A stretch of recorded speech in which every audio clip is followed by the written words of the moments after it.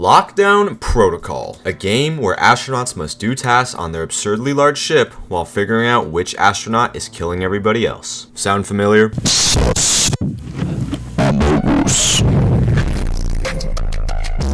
Lockdown Protocol is a social deduction game where 3 to 8 players do their best to complete tasks to ensure victory, while a small portion of dissidents will try and stop them at all costs without getting caught. For the last couple of days, I've been putting a lot of time into this game. As someone who played the shit out of Among Us back in 2020, and was fortunate enough to have a large enough friend group to play in full lobbies, I've been searching for another game that would give me the same enjoyment Among Us did. This game is relatively new, having an early access release in July, and has seen nothing but positive reviews, minus a few stragglers. Now, as the title of this video suggests, this game has a lot, and I mean a lot, of potential. And in this video, I will be discussing the pros and cons of this game so far, and what I would like to see added. For anyone new watching, hi, I'm Vesper, but my real name is Jack. When I started this channel, my main goal was to stream daily and post video essays occasionally. With the recent support I've gotten on my last 2 essays, I've decided to focus more on essays and only stream when I really have the energy to. If you enjoy the video, checking out my Twitch would be very appreciated. I do plan to stream more horror games and Souls games soon when I have a break from class. Without wasting any more time, let's get into the main points of this video. First, let's talk about the pros of this game. Everything I believe Mirage Creative Lab did well. For an early access game, I must say it feels very refined. The movement doesn't feel janky. The mechanics for picking up items and completing tasks feels very similar to the mechanics of other games, which can lead to more enjoyment not having to struggle with new or strange mechanics. The map is fun and easy to navigate, having color-coded rooms and bright signs everywhere you look so you never get lost. The tasks, although confusing at first, can be learned easily as they have implemented video tutorials for every single task in the game. I'm honestly impressed with the amount of effort they've put into an early access release. I mean, having something like video tutorials seems like an addition added at a later time, but they had it all ready to go. Other pros of this game include its proximity voice chat. This is one of the backbones to this game. Don't have any friends? No problem, just join a public lobby. Almost everybody uses their mic, and it can lead to some pretty funny moments. Not having proximity voice chat or having to download a mod is what led Among Us to its grave. Playing in an Among Us lobby with a bunch of randoms and typing in chat was fucking AIDS. I swear, the people in those lobbies had less brain cells than a single cell amoeba. If Lockdown Protocol released without having proximity voice chat, it would have lasted as long as Concord.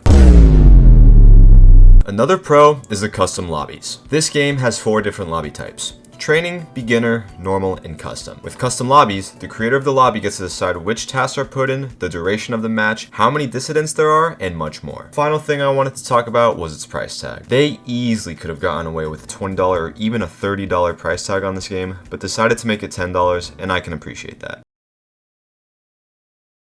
Now, let's talk about the cons of this list. This will be a mix of what I think is bad about the game and what negative Steam reviews are saying that I agree with. First and foremost is the weapon rushing meta. At the start of the game, most people, both employee and dissident, are prone to running around seeing who can find a weapon first, which can really decide who controls the game and kind of ruins the whole deceptive killer vibe. The one thing I liked about Among Us was how only killers could kill and crewmates had to find other means to get rid of them. On the contrary, I do like that employees have access to weapons as a form of self-defense, but there has to be a balance. At the moment, there's nothing stopping an employee from killing everybody. There's no penalty at all, which can ruin the fun. I get that playing as an employee and completing the same tasks over and over again can get boring, but that's just part of the game, and it makes Dissident more exciting. Second con is the roadmap. I was reading some of the negative reviews on Steam, and apparently there's a roadmap for this game. And here's what this Steam user had to say about it. They've removed the option to disable guns, and the roadmap seems heavily focused on adding more weapons, with little emphasis on introducing new maps or layout variants. This is a social deception game, not Call of Duty, and forcing players to use guns because they're easy to include in future updates feels like it could ruin the experience. Players should have the option to not only enable or disable guns, but also to customize which specific weapons are allowed. The more options, the better. Thanks, Pedguin. Now, I 100% agree with this guy. This is not Call of Duty. Every single player shouldn't be rushing to find a gun. Most lobbies I've been in felt more like every man for themselves rather than employees figuring out who the dissidents are. The amount of times I've been offed by someone because I made one wrong mistake while doing a task is laughable, especially when we're both innocent.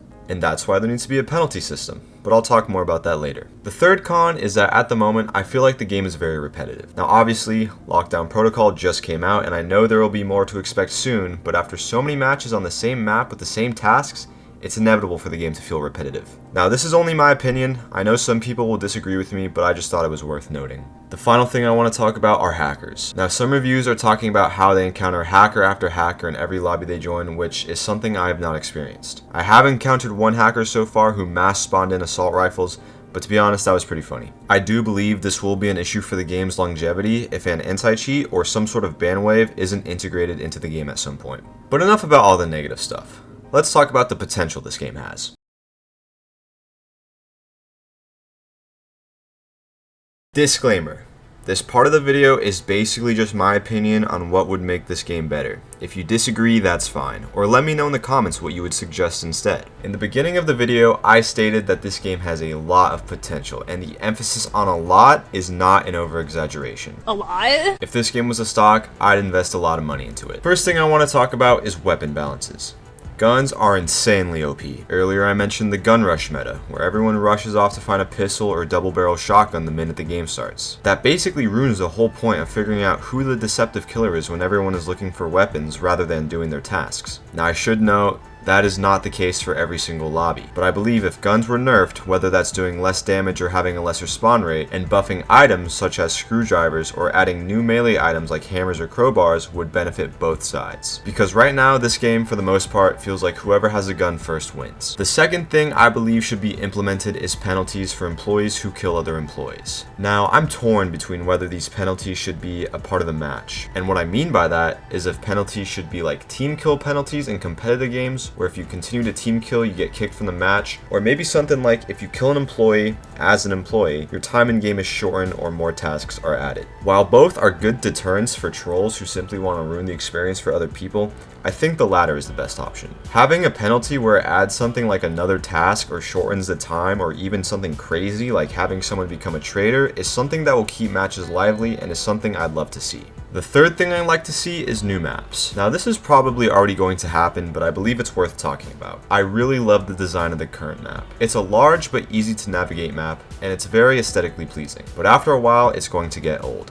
That's just the way things are. I think another map that switches up the aesthetic but doesn't completely veer off from space would be cool to see. An option for players to create their own map would also be cool. Being able to explore custom maps made by other players is always a good way to keep the game alive and may ease the stress of the developers knowing players can keep themselves entertained longer with custom maps and not always waiting for the next official update to drop. Since we are on the topic of customization, the ability to customize skins would be a cool feature as well. Although small and possibly irrelevant to most people playing this game, the option to make your own skin would be a nice addition. I was thinking something similar to the color customization in Space Marine 2. Again, although a pretty irrelevant update, it would be cool to mess around with that. Larger lobbies. This is something I strongly recommend the game gets, whether that's 10 players, 12 players, or even 16 players. Now a 16-player lobby sounds like a fucking shit show if I'm being honest, but it could also be a lot of fun, especially if you get your friends to play. Now I'm pretty sure there's already mods that support higher player lobbies, but not everyone wants to take the time to install mods,